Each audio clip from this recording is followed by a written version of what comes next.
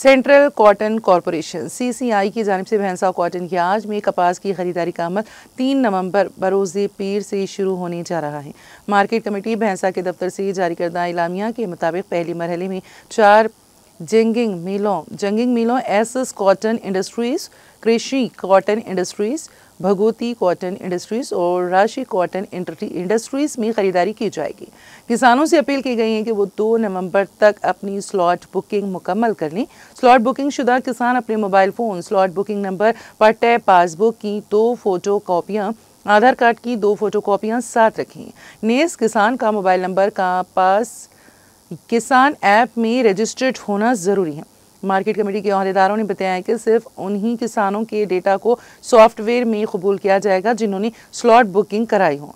इसके बाद ही वज़न और ख़रीदारी का अमल अंजाम पाएगा।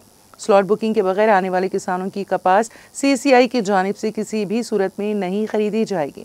जिन किसानों को स्लॉट बुकिंग के तरीक़ेकार में दुश्वारी पेश आ रही है वो अपने मुतालिका क्लस्टर के ज़राअती तौसी अहदेदार AEO से राबिता करें।